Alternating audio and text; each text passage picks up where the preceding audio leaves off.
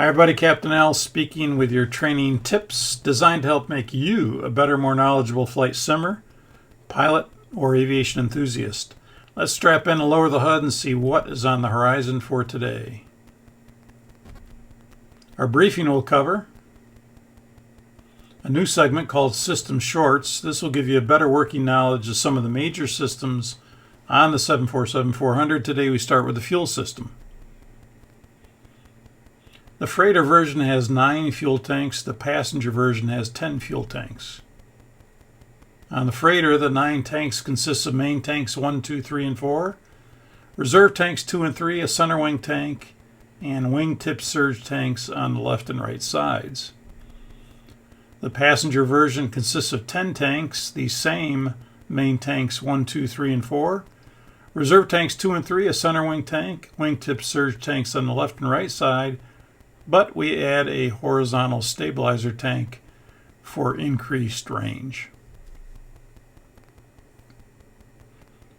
This is where the fuel is housed. It's primarily housed in the wings and in the center fuselage area. The stabilizer tank is found in the horizontal stabilizer on the passenger version.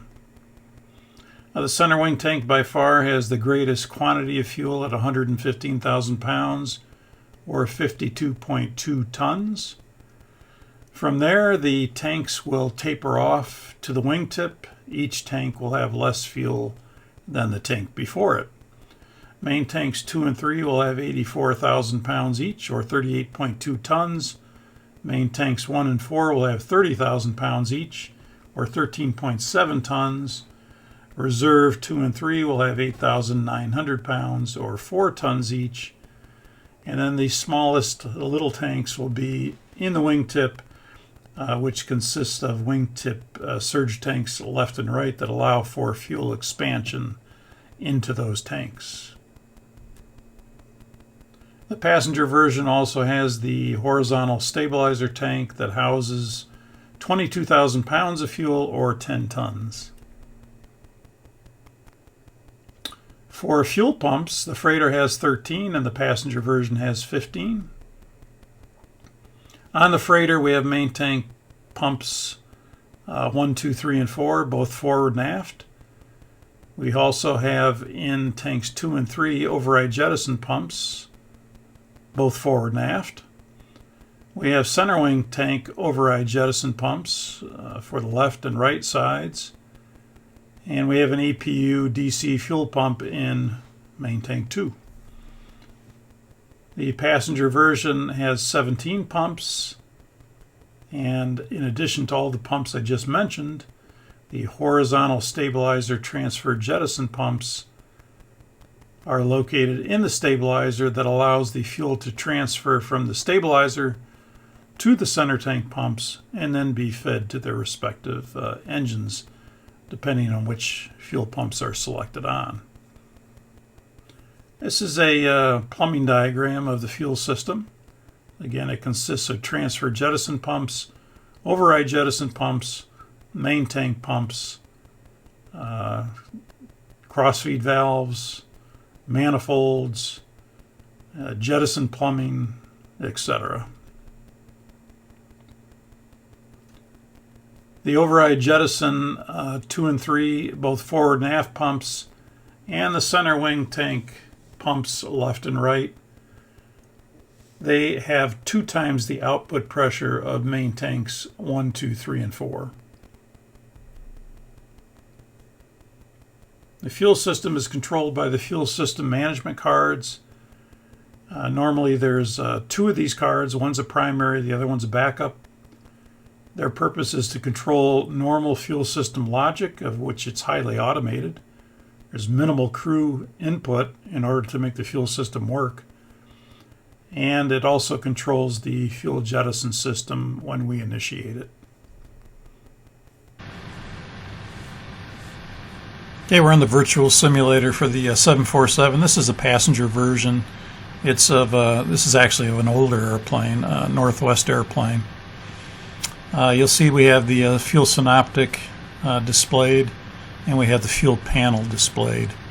You'll notice on the fuel panel that all of the fuel pump switches are off.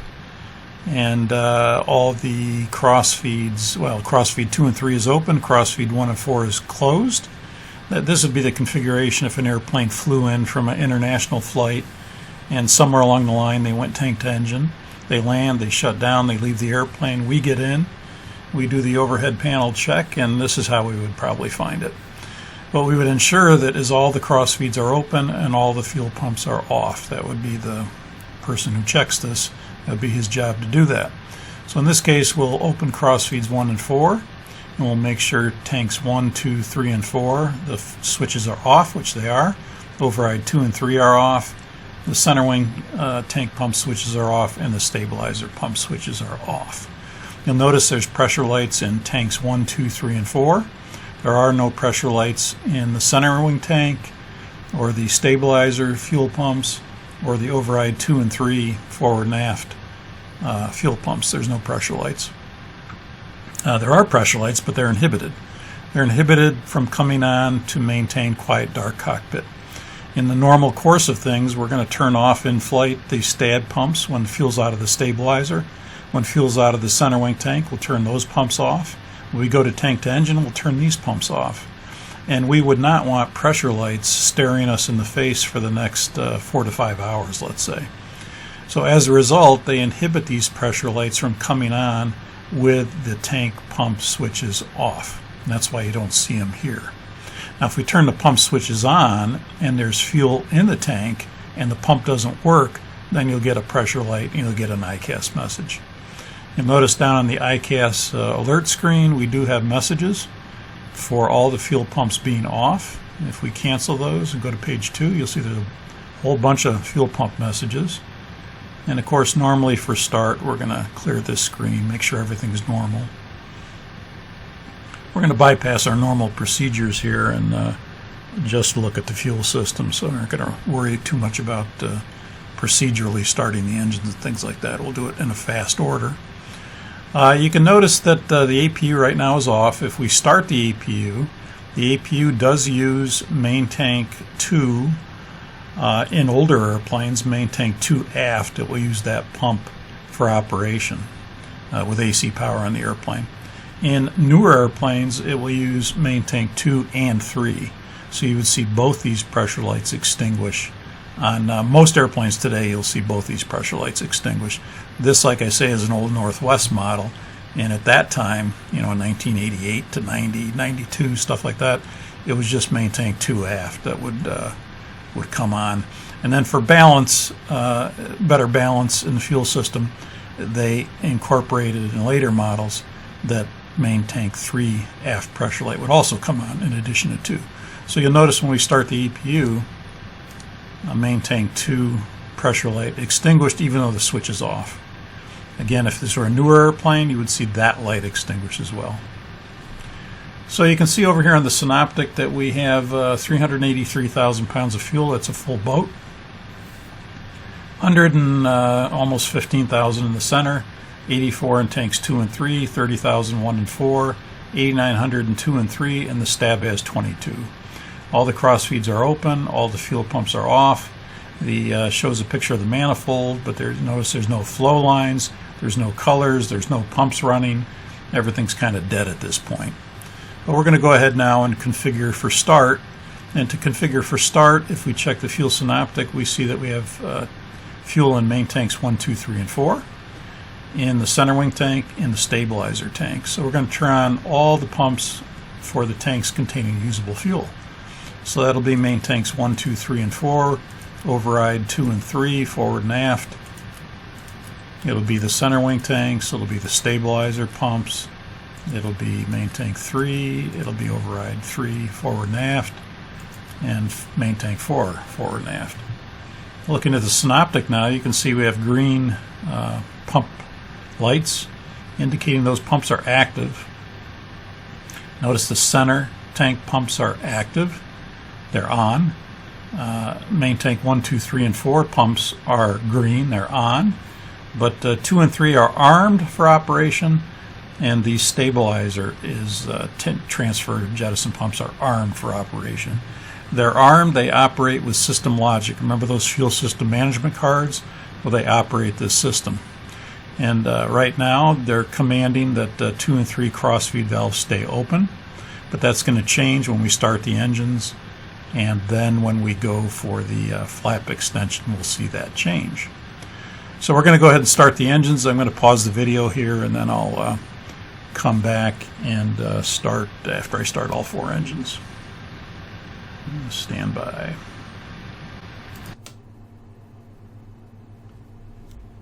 Okay, I'm back. Engines are running. The APU is off.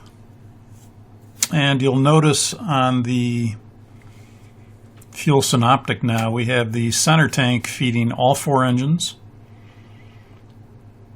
And that's the configuration that we'll be in until we extend the flaps for takeoff. Once we extend the flaps for takeoff, system logic is automatically armed that crossfeeds 2 and 3 will close automatically, and then the fuel configuration would be center wing tank will be feeding engines 1 and 4, and 2 and 3 engines will be basically tank to engine feeding their respective engine. So if we go down to the flaps, let's go to flaps 10.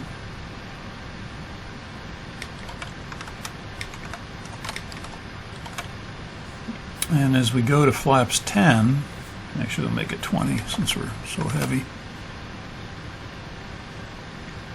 Once the flaps reach the takeoff position, that will kind of trigger the system logic through the fuel system management cards to close crossfeeds 2 and 3. If we go back up to the fuel panel, let's kind of wait till the flaps get there.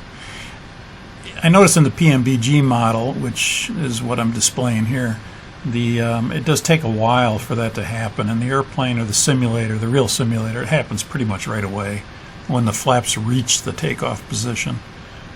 Here it will take a little bit of time for it to generate that. You see the flaps are almost at 20. They're at 20. And now you should see these close, 2 and 3. But you see it hasn't happened yet. Let's go upstairs to the fuel panel.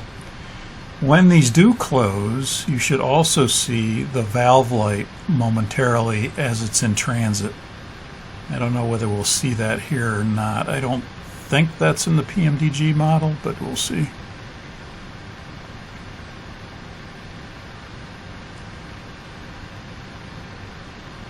Yeah, you can see we didn't see any flicker of a valve light here.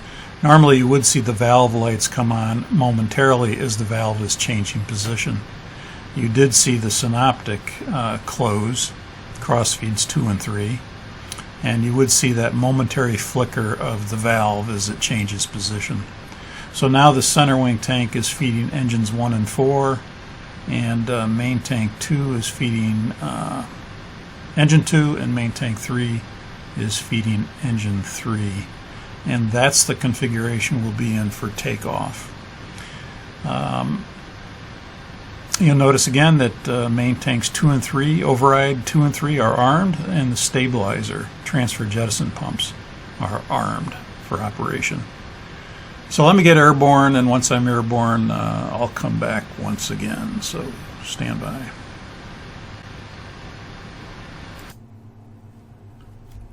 Okay, so I just took off, and I'm at the point where I'm starting to make a turn toward, I happen to be in Minneapolis, making a turn toward Farmington, and I'm starting to accelerate for flap retraction.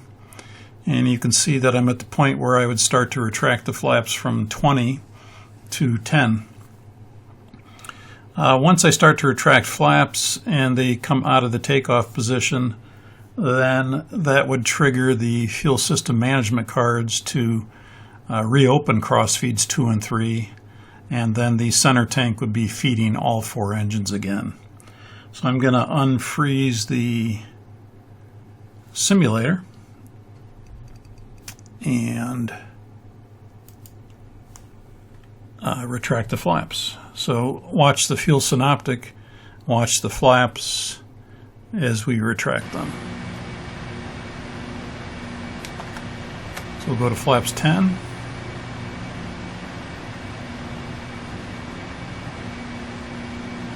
And notice that's still a takeoff flap setting, so the crossfeeds have not done anything yet. We're at the flap 5 speed and increasing, so we'll go to flap 5. Now at this point, you see on the synoptic, the crossfeeds 2 and 3 went amber, and then they reopened, and now the center tank is feeding all 4 engines again.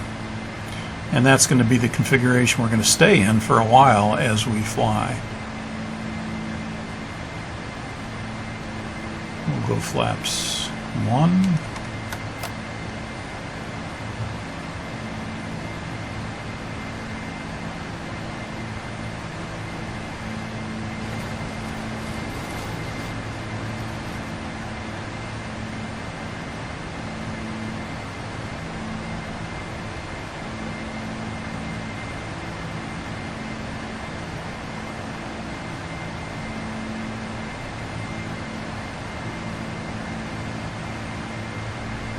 Yeah, let's see, might as well go direct Farmington here just to have somewhere to go.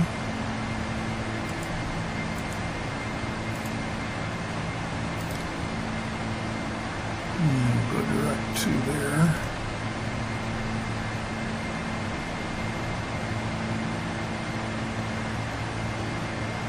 And we'll go flaps up. Now you can see, because we weigh so much, if we look at the VNAV page here, you can see that our speed's going to be 283 knots below 10,000 feet. 284 knot below 10,000 feet. And so again, we'd have to advise ATC that we're going to require high-speed climb to get approval to do that, to exceed 250 below 10. And again, you can see the center tank is feeding all 4 engines. Overrides 2 and 3 are armed for operation, and the stabilizer is armed.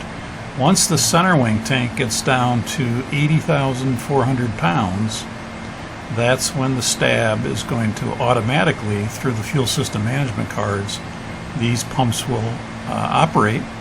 They'll go green, and you'll see flow lines that go into the center tank, and the fuel will transfer then from the stab into the center. It happens automatically. You don't even know what's going on. There's no ICAS message for it. If you happen to look at it, you'd see it doing it. It takes about 30 minutes for it to transfer fully out of the stabilizer. So I'm going to pause the simulator again for a couple of minutes in order for the fuel in the center tank to get down to 80,400 pounds. So stand by. Okay, I'm back. You can see we're in cruise flight now. We've picked up a heading to Los Angeles, and went direct LAX. Put flight level 280 in there, which is our optimum altitude, and that's where we are right now. It's a good old Northwest Airlines. I always liked the paint scheme on this airplane. It was always what I considered a pretty sharp-looking 400. Okay, so this is about what it would look like in flight. Again, you wouldn't necessarily be monitoring the fuel synoptic at this point. You'd probably be like, well, Northwest would have been like this with the engine display on. Most airlines run around with it off, but Northwest would have had it on. You also notice Northwest had the flight control indices on the secondary ICAS. Some airlines did that.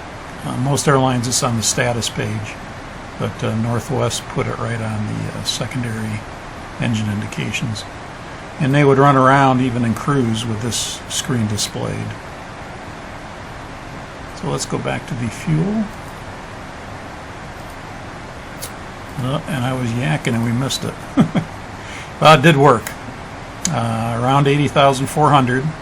You'll notice the pumps went green. The flow line shows that the fuel is starting to transfer from the stab into the center tank. And now there's room for that fuel. Once we get a zero quantity in the stab, the pumps are going to go, they're going to turn off, they're going to go amber, the flow line will disappear. We'll get a couple ICAS messages for the fuel stab left and fuel stab right pumps, and then at that point we can turn those pumps off. And again, then the fuel feed will still be center wing tank feeding all 4 engines. Okay, we're back. Fuel is almost out of the stabilizer, coming up on 1,000 pounds.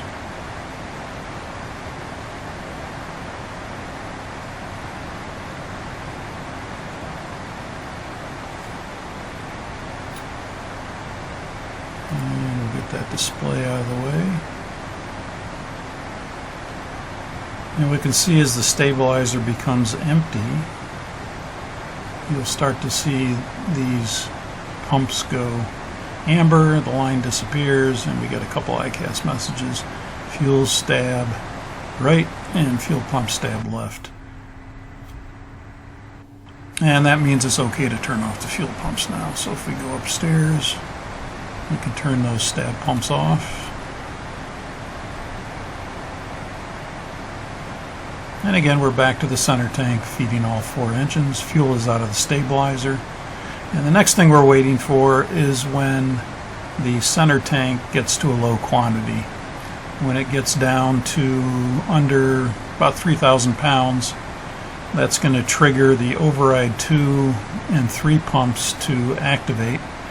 And when those pumps activate via system logic, that will trigger the a center pump pressure light to illuminate. It doesn't have to be both, it could be one or either that causes these pumps to activate. And once we get the ICAS messages for the center tanks, and if the quantity is less than 3,000, then we can turn off the center tank pumps. The rest of the fuel then would scavenge into main tank 2 on earlier airplanes, or main tank 2 and 3 on later airplanes. It was a scavenge pump that would take it from the center tank to main tank 2, and it's jet pumps that take it from the center tank to main tank 2 and 3 on the later model airplanes. On this airplane, it would probably be into the main tank 2 via a scavenge pump. So I'll be back. We'll get the center tank down to about 4,000 pounds or so, and then we'll watch it. Looks like this may take it down to 0, but again, it would be somewhere in the neighborhood of 3,000 pounds or less. That would start to cause these pressure pumps to start having low pressure. They would go amber, and there's one right there. It's coming out at 0.5. So we're getting fuel override center right, and there's the amber. It's a little low for it to happen, but and now we got both pumps. So we have fuel override center left, fuel override center right. And at this point, we can go up to the fuel panel and turn off the center tank pumps. Now, whatever's left in the center tank, you can see in this case that's 400 pounds. That's going to be fed into main tank 2 via scavenge pump. And again, in the later models, it'll be main tank 2 and 3 via jet pumps. And you will see the green line here. It doesn't happen right away, but you will see a green line pointing to main tank 2 or main tank 2 and 3 as that fuel is fed out of those tanks into main tank 2 and 3 or just main tank 2. So the next thing that's going to happen is now you can see that override 2 and 3 are feeding all 4 engines. Remember, the override pumps have 2 times the pressure of main tanks 1, 2, 3, or 4. So even though those main tanks are on, they don't have enough pressure to overcome the pressure from main tanks 2 and 3. So main tank 2 and 3, override 2 and 3, forward and aft are feeding all 4 engines. That's going to happen until 2 and 3 get down to 40,000 pounds. When either tank 2 or 3 reaches 40,000 pounds, then you're going to get reserves 2 and reserve 3 to transfer into main tank 2 and main tank 3. So that's the next thing that's going to happen at 40,000 pounds. In main tank 2 or 3, reserve 2 and 3 are going to transfer from their respective reserve tanks into their main tanks. They do that via gravity feed. There's 2 valves per side, so even if one valve fails, the other valve could transfer the fuel out of there. But there are no pumps, it's all by gravity. Okay, we're back. The fuel is approaching 40,000 pounds, but you can see what's happening also. The reserve 2 and 3 is also decreasing, where it should not be decreasing at this point. It should still be at 8,900 pounds. When either one of these reaches 40,000 pounds, that's when you're going to see a line go from here to here in green with an arrow, and here to here in green. And then the fuel should be starting to transfer out of 2 and 3 into reserve 2 and 3 into main tank 2 and 3.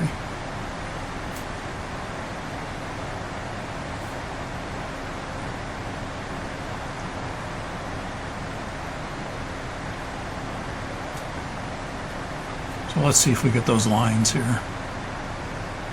Here they are. And now you can see, whoa, now it's going rapidly. Look at that. So now we're really getting the fuel out of reserves 2 and 3.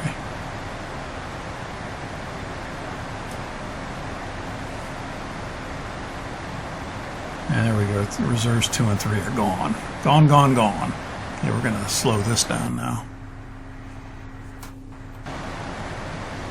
Okay, so there we are. The fuel is out of the stab, out of reserve 2 and 3. Again, the feed is still that the override 2 and 3 are feeding all 4 engines. Next thing we're waiting for is when main tanks 2 and 3 reach 30,000 pounds or less. At that point, that's going to trigger the fuel tank to engine message. And then this is one of the few times we have to manually do something. Then we have to manually go tank to engine. So we'll increase this compression again to get the fuel down to 30,000. Again, I'll pause the sim or edit this out so we don't have to sit there and wait forever for this to happen. Okay, we're back. It took a while to get the fuel down to 30,000 pounds. We're at 30,100 pounds in main tanks 2 and 3. So we're just about at the point where we'd be equal quantity, 2 less than or equal to 1 and 3 less than or equal to 4. And normally when it's a little bit less, it'll trigger the tank to engine message. So we're exactly equal right now. No message, and there it is. Here's the fuel tank to engine message. Sometimes it'll trigger actually a little bit lower than this. It may not trigger right exactly at the quantity like it did there. Sometimes this can go down to 29.8 or 29.7 before it triggers.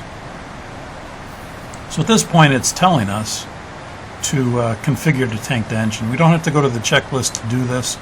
It's a carroted prompt. That means there's no specific procedure for this. It's something that we as crews know to do. And so we would, well, number one, we would select the fuel synoptic to make sure it truly is tank to engine when we see this message. So when we come here, we'd see that 2 is less than or equal to 1, and 3 is less than or equal to 4. And in that case, we can go up to the fuel panel. Let's get rid of that.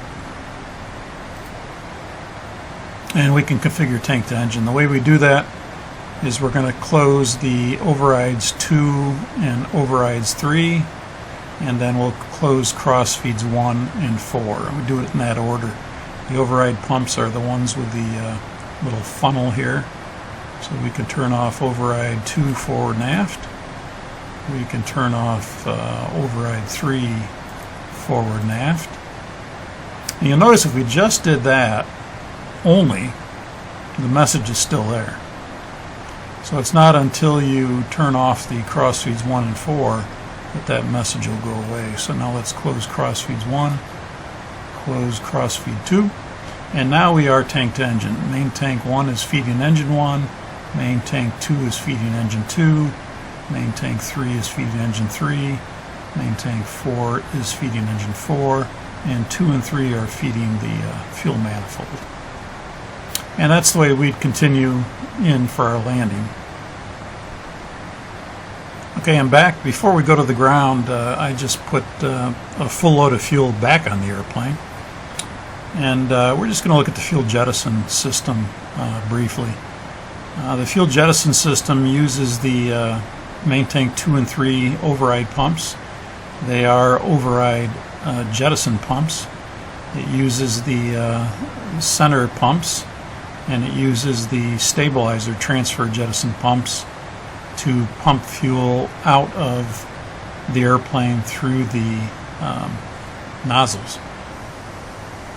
And there it is. There's the nozzle on the wing. And there's one on the right wing and one on the left wing.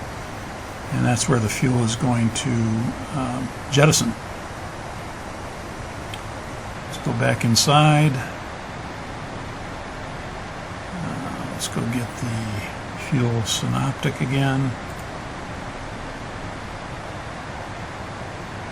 And again, there are fuel jettison cards as well.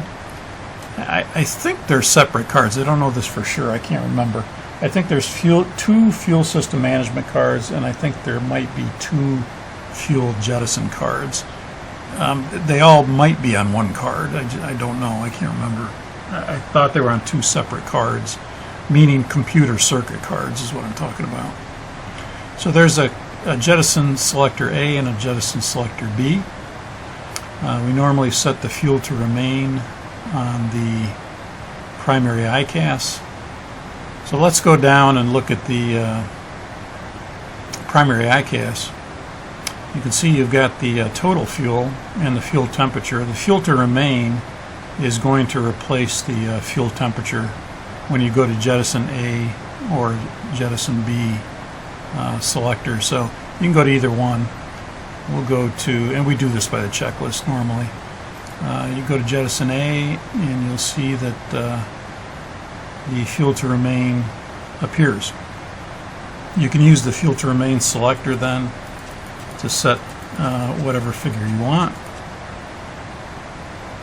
In this case, if we were, the way we'd normally figure this out is you could go to the performance initialization page, and the zero fuel weight is 491.6.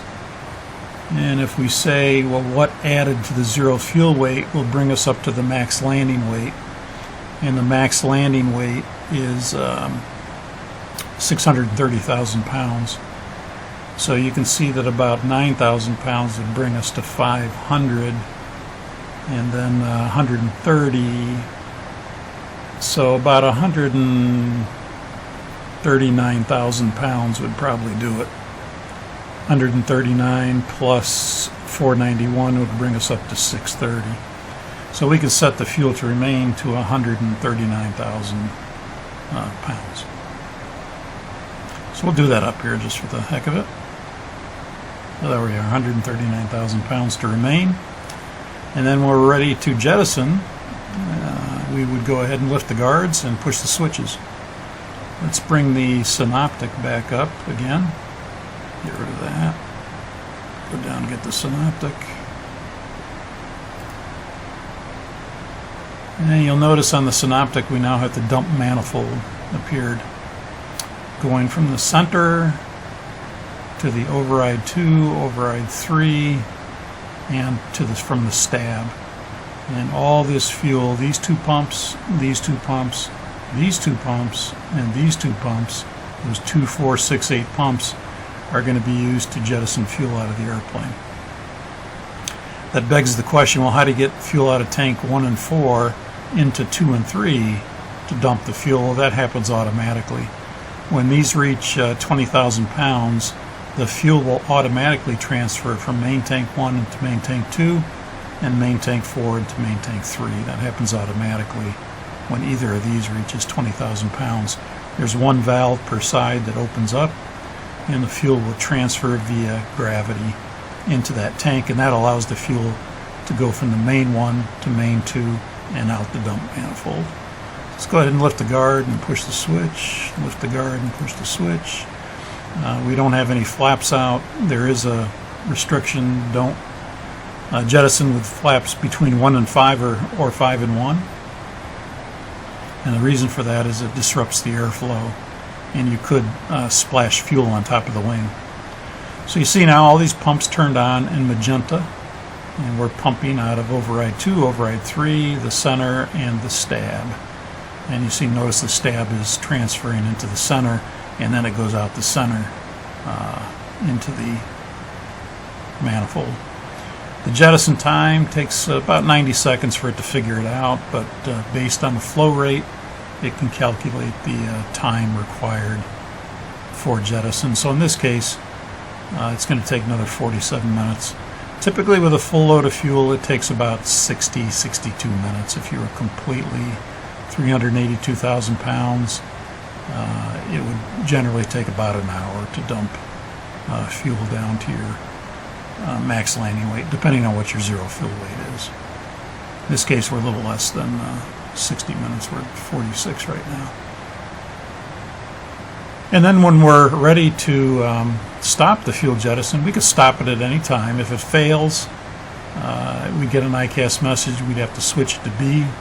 It would resume then automatically.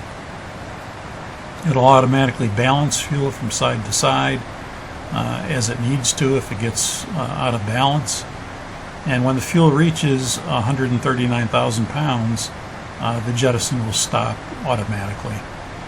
And at that point, the fuel to remain on the ICAS, which is down here, this would go white and flash for several seconds, and then it stops at 139,000 pounds automatically. Then we would come up, and we would go ahead and then turn off the nozzle switches and turn off the jettison selector. And then again, you'll see that we'd be back to this configuration, and we'd be down to 139,000 pounds. Okay, let's go to the ground and shut down.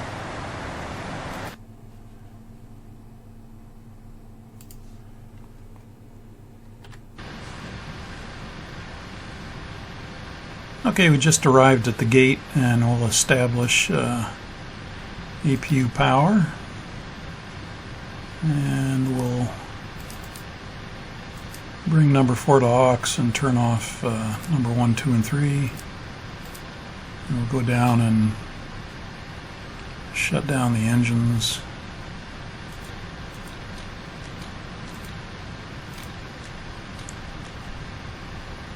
And then, of course, we do the rest of our flows. And for the fuel, the first officer is normally going to turn off the seatbelt sign and then come up to the fuel panel and just turn off all the fuel pumps. And in this case, it's just main tanks 1, 2, 3, and 4. We leave 1 and 4 cross feeds closed. That's how we came in from tank to engine. And that's how we leave the fuel panel. And you can see you're back to a non-functioning fuel synoptic. So that completes the briefing for the fuel system. Thanks for watching. Let's lower the HUD and go flying. Until our next briefing, keep the blue side up. Captain Al, out.